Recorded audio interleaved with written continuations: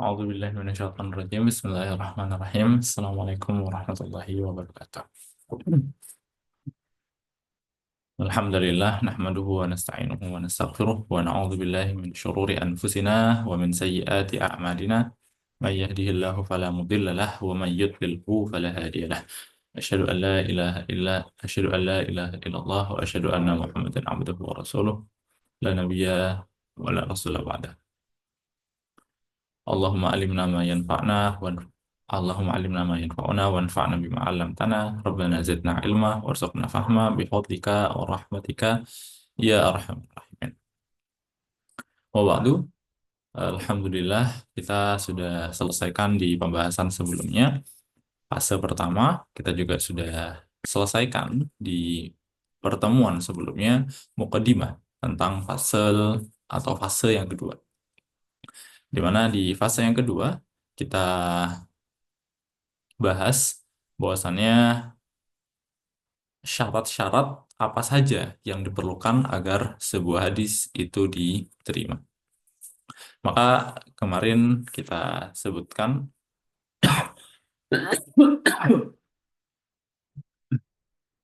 ada setidaknya 5 syarat agar sebuah hadis itu dapat diterima. Pertama, bersambungnya sanad, dan yang kedua, rawinya bisa dipercaya atau tidak fasik atau adil. Yang ketiga, rawinya dhabit. Yang keempat, terbebas dari illah, dan yang kelima, terbebas dari syudzuz. Kita akan perdetail masing-masing daripada syarat ini. Di pertemuan kali ini kita akan coba perdetail syarat daripada bersambungnya sanad. Bismillahirrahmanirrahim.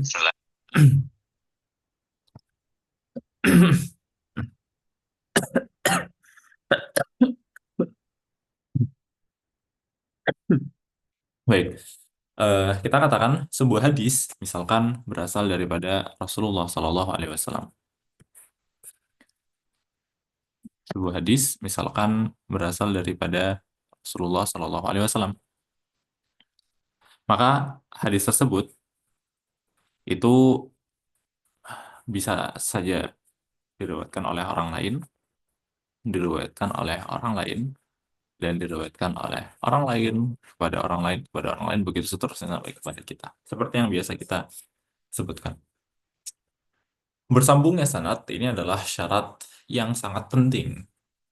Kenapa? Karena dengan itu kita tahu, kita punya jaminan bahwasanya hadis ini itu memang bersambung dari kita, dari guru kita, dari gurunya lagi, dari gurunya lagi sampai kepada Rasulullah Shallallahu Alaihi Wasallam.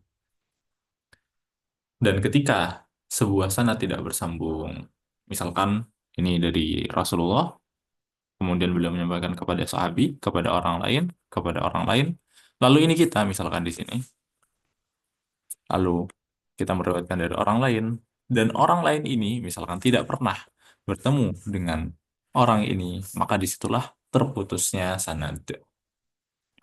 Dan ketika terputusnya sanad ini, di sini ada apa? Tidak ada kekosongan, ada keterputusan, yang mana kita tidak tahu siapa orang-orang ini. Dan ketika kita tidak tahu siapa orang-orang ini, kita tidak bisa mengecek apakah dia orang yang bisa dipercaya atau tidak. Dan kita juga tidak tahu apakah sang guru ini atau orang ini itu membuat hadisnya dari pikirannya sendiri atau memang benar-benar mendapatkan dari orang yang terpercaya sampai kepada Rasulullah SAW.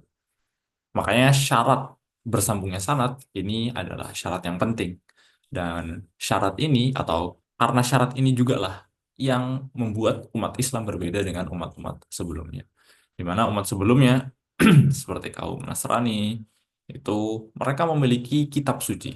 Hanya saja ketika ditelusuri sanad daripada kitab sucinya itu terputus. Gimana coba? Bahkan kitab sucinya itu sanadnya terputus, tidak sampai kepada Nabi Isa. Hanya kepada hmm, saya nggak terlalu ingat, tapi tidak sampai kepada Nabi Isa. Begitu juga dengan Nabi Musa, kitab Taurat. Itu sanadnya banyak sekali keterputusan. Dan tentu yang seperti itu sangat rawan terkena apa terkena pemasukan, masukan dari yang bukan daripada aslinya. Maka alhamdulillah kita sebagai muslim kita diberikan oleh Allah Subhanahu wa taala sebuah nikmat yang sangat besar, yaitu nikmat penjagaan agama melalui apa yang diupayakan oleh para ulama di zaman dahulu, yaitu bersambungnya sanad. Nah, di bersambungnya sanad ini, maka seorang rawi, ini seorang rawi ya, dia harus menerima dari gurunya. Kebalik, dia harus menerima ini gurunya harus menyampaikan kepada dia, dan dia nanti harus menyampaikan kepada muridnya. Begitu seterusnya. Oke. Nah, ketika atau kondisi di mana dia menerima dari gurunya, ini ya, dia menerima dari gurunya, ini yang akan kita sebut sebagai tahammul. Kita akan sebut sebagai tahammul. Atau ya, dia menerima, istilahnya mendengar atau bertemu dengan gurunya, ini yang kita sebut dengan tahammul. Dan yang kedua, ketika dia menyampaikan hadis tersebut, memberikan kepada muridnya, ini yang kita sebut sebagai ada. Makanya ada namanya tahammul wal ada. Tahammul bahasa Arabnya seperti ini, at-tahammul wal ada bahasa Arabnya seperti ini. Hmm. Dan tahammul dan ada ini yang istilahnya membantu kita untuk mengetahui apakah sebuah sanad itu benar-benar tersambung atau tidak. Gitu. Karena tahammul ini nanti kita cek gitu kan. Karena untuk tahammul yaitu seseorang mendengar dari gurunya atau gurunya menyampaikan kepada dirinya, itu ada banyak cara, ada banyak metode. Metode yang dikenal atau yang saya akan singgung di sini ada 8 sebenarnya. Yang kita singgung di sini yang paling sering itu adalah 3. Pertama yaitu metode mendengar dari guru, mendengar langsung. Yang kedua, membaca pada guru. Dan yang ketiga, itu mendapat izin dari guru. Ini adalah 3 metode yang sering kita temukan, yang akan sering kita temukan. Sisanya itu mungkin tidak terlalu. Pertama adalah mendengar dari guru langsung. Ini berarti seorang murid hadir atau nggak harus hadir, dia ketemu dengan gurunya, baik nanti gurunya melihat dia dan dia melihat gurunya, atau dia cuma melihat gurunya saja, atau bahkan dia nggak ngelihat, nggak masalah. Yang penting itu dia mendengar gurunya. Kemudian yang kedua, membaca pada guru. Ini berarti bagaimana? Ada gurunya, gurunya hadir, lalu dia membaca pada gurunya. Atau nggak harus dia yang membaca, bisa saja temannya yang membacakan pada gurunya. Lalu dia mendengar temannya membaca. Ini termasuk model yang kedua. Jadi kalau mendengar itu memang gurunya sendiri yang ngomong. Sedangkan kalau membaca pada guru, kita yang ngomong, gurunya mendengarkan dan mengiyakan. Atau nggak harus mengiyakan, cukup dia tahu kalau sedang dibacakan ini dan dia diam, itu udah cukup. Ini membaca pada guru. Baik kita yang membaca atau orang lain yang membaca. Ini adalah model atau metode yang kedua. Sedangkan yang ketiga itu mendapatkan izin. Ini ya gurunya tidak mengucapkan, gurunya juga tidak mendengar ucapan orang lain, dia hanya memberikan izin. Jadi kalau yang pertama, gurunya yang mengucapkan. Ini kita sebut dengan metode mendengar, atau yang kita sebut dalam bahasa Arab sebagai sama. Sedangkan kalau yang ini, itu kita sebut sebagai kiroah. Sedangkan kalau yang keempat, yang ketiga, ini kita sebut sebagai ijazah. Jadi kalau saudara-saudara sekalian di sini pernah dengar ijazah-ijazah, maksud maksud daripada ijazah itu adalah memberikan izin kepada orang lain untuk meriwayatkan dari dirinya. Kalau yang pertama dia memang gurunya ngomong, yang mendengar gurunya ngomong, kita mendengarkan. Yang kedua, gurunya itu mendengar dan tidak mempermasalahkan, ya. Jadi yang ngomong itu muridnya, baik salah satu muridnya atau kita sendiri. Kalau yang ketiga, gurunya nggak ngomong, nggak menyampaikan hadisnya, kita nggak menyampaikan hadisnya, tapi kita telah mendapatkan izin untuk mengatakan dari guru tersebut. Misalkan A, ini A, ini B, dan ini C, misalkan. Maka si B, misalkan di dalam kasus ini, dia ketemu sama A. Dia tidak sempat gitu ya membaca semua hadisnya. Maka si B, wahai Ustadz A, saya izin untuk meriwayatkan semua hadis-hadis yang engkau miliki kepada orang setelahku. Maka kemudian si A, silahkan. Nah, ini itu yang disebut dengan mendapat izin atau ijazah. Oke. Nah, dalam tahamul ini itu ada tiga metode ini. Dan semuanya itu sebenarnya digunakan, bisa dipakai. Hanya saja dengan syarat satu. Ada satu syarat ketika tahammul. Syaratnya adalah orang tersebut itu tamyiz. Syarat ketika tahammul itu adalah orangnya tamyiz. Tamyiz ini dia bisa mikir, bukan bisa mikir ya. Dia istilahnya sudah bisa membedakan. Bisa ketika ditanya nyambung, ketika diajak ngobrol nyambung, ketika ditanya sapi berwarna apa, dia jawabnya putih. Kalau ditanya sapi warnanya apa, terus dia bilang rumah besar. Ini nggak nyambung, ini tidak tamyiz. Syaratnya cuma satu ketika tahammul yaitu tamyiz. Apakah disyaratkan harus balik? Tidak. Apakah disyaratkan harus seorang muslim? Tidak. Ketika tamyiz syaratnya ketika tahammul syaratnya cuma satu yaitu tamyiz. Dan tamyiz itu standarnya apa tadi? Dia ketika nyambung ketika ditanya atau nyambung ketika diajak ngomong. Tapi kalau misalkan dia mendengar hadis di waktu ketika dia masih kecil sekali, ketika masih bayi, dia mendengar hadis dan dia otomatis tidak memiliki tamyiz, maka pada saat itu kita tidak katakan sebagai tahammul. Itu kita katakan sebagai hudur, sebagai hadir. Itu tahammul. Nah, ada atau ya kita singgung tadi mendengar, membaca atau mendapat izin. Ini metode-metode dalam tahammul. Syaratnya ada satu, pada saat semua itu dia tamyiz. Setiap metode daripada tahammul ini itu nanti perlu lafaz, perlu istilahnya ungkapan khusus ketika orang tersebut menyampaikan. Jadi misalkan si B, dia mendengar, menggunakan metode mendengar dari si A. Maka nanti ketika si B menyampaikan kepada C, dia harus memberikan ungkapan bahwasanya dia mendengar. Kalau dia si B itu membaca pada guru, membaca pada A, maka dia ketika menyampaikan kepada C harus menggunakan ungkapan khusus yang menunjukkan bahwasanya dia membaca. Dan ketika dia hanya mendapatkan izin, dia harus mengungkapkan pada C bahwasanya dia menggunakan ungkapan khusus yang menunjukkan bahwasanya dia hanya mendapatkan izin, tidak pernah mendengar langsung atau tidak pernah membaca pada gurunya. Kenapa? Karena derajat daripada kekuatan mendengar, membaca pada guru, dan mendapat izin ini berbeda. Gitu. Yang paling kuat adalah mendengar dan membaca pada guru. Ini lebih kuat. Mendapat izin, ini yang paling lemah. Di antara ketiga ini. Nah, apa sih lafaz yang digunakan ketika mendengar?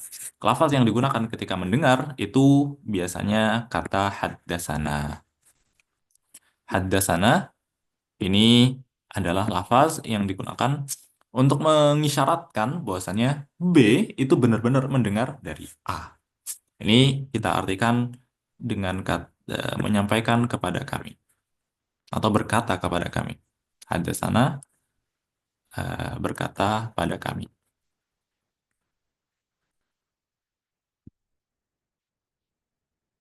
Ini kalau mendengar langsung. Kalau membaca pada guru, ini kita menggunakan apa? kita bisa menggunakan qara'tu alaihi. Qara'tu alaihi. Qara'tu alaihi. Ini kalau dalam bahasa Arab, bahasa Indonesianya aku membaca pada dia. Membaca di padanya.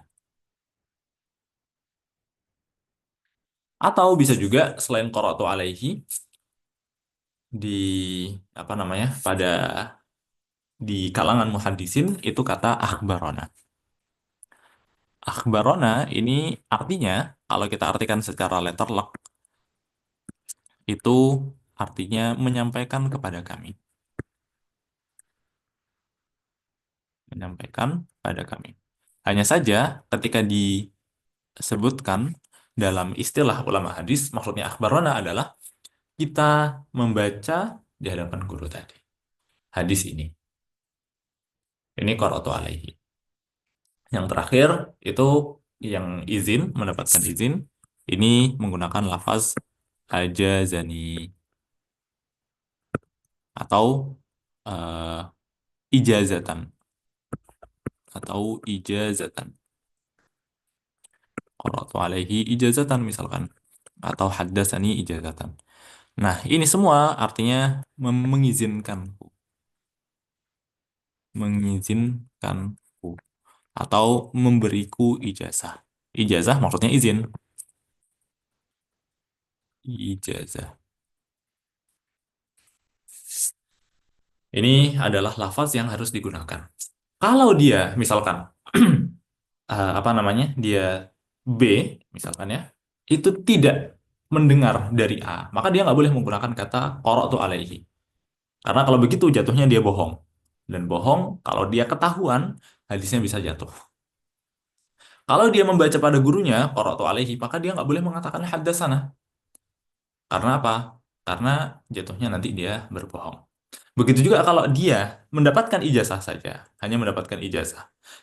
Tapi dia malah bilang haddatsana, ini juga kurang tepat.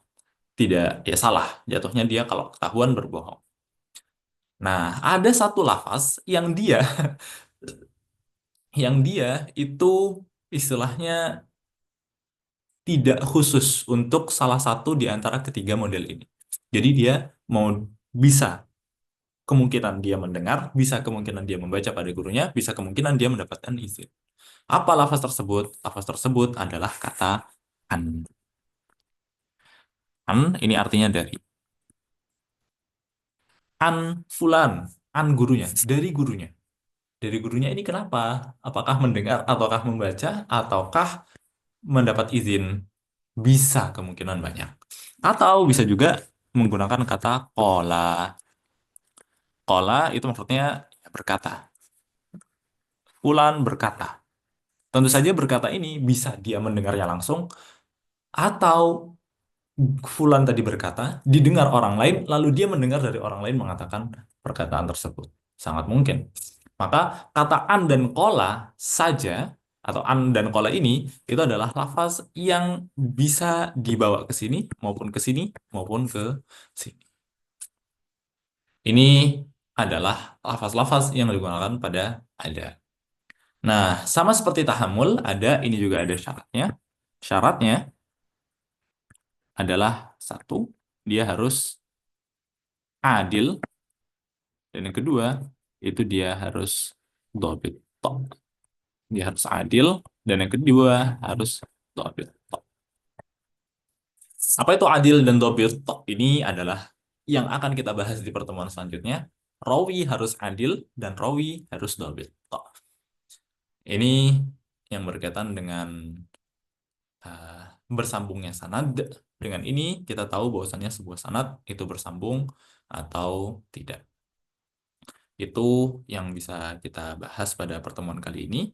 Kita cukupkan, kita tutup dengan istighfar dan doa kafaratul majelis. Astagfirullahaladzim, astagfirullahaladzim, astagfirullahaladzim. Subhanakallahumma wa bihamdika asyhadu an la ilaha illa anta astaghfiruka wa atubu ilaik. Barakallahu fikum. Assalamualaikum warahmatullahi wabarakatuh.